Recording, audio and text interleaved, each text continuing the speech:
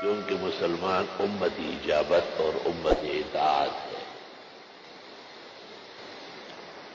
پھر ہر سورت کا ایک مقام اور مرتبہ ہے۔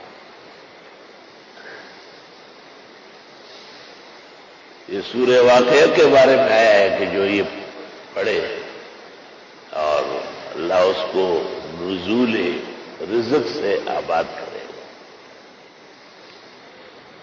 خاص کر شام کے اوقات میں اور خواتین کے پڑھنے کو اکثیر جانا گیا ہے۔ حضرت عثمان نے عبداللہ بن مسعود کو کہا تھا کہ میں چاہتا ہوں کہ آپ کے اخراجات کے لیے وظیفہ مقرر کروں بیت المال سے۔ عبداللہ بن مسعود نے ان کو جواب لکھا کہ میرے گھر کی عورتیں مغرب کے بعد سورہ واقعہ پڑھتی ہیں، اس لیے ہمیں دنیا کی حاجت نہیں ہے، اللہ تمام حاجات پوری فرما دے۔ کتنا بڑا اعتماد ہے اور کتنی برکات ہے۔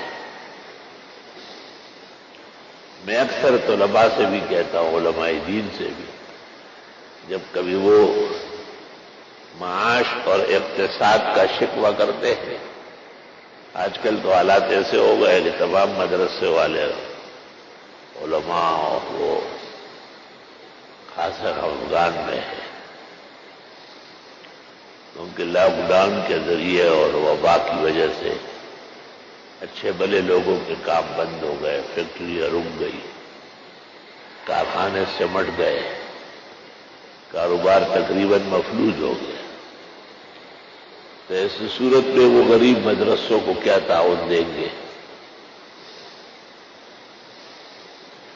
میں اکثر ان سے یہ کہتا ہوں کہ لاک ڈاؤن تو آپ کے ہمارے اختیار میں نہیں ہے، اور وبا بھی آپ کے اور ہمارے اختیار میں نہیں ہے، لیکن سورت واقعہ پڑھنا آپ کے اور ہمارے اختیار میں ہے۔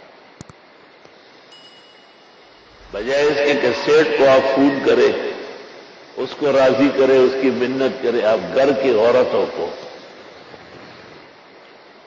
گھر کی خواتین کو تاکید کرے کہ احادیث و آثار اور صالحین کے اعمال کے پیش نظر مغرب سے لے کے رات کے کسی حصے تک سورہ واقعہ پڑھی جاتی ہے اور خواتین پڑھیں تو اللہ کی طرف سے خزائن نازل ہوں گے۔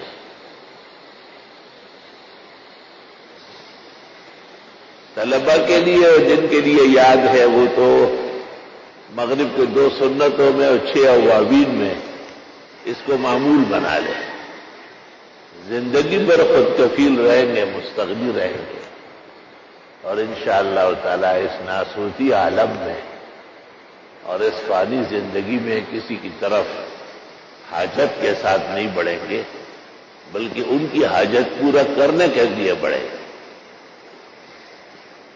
اللہ تعالیٰ نے ایسی شان والی صورت عطا فرمائی۔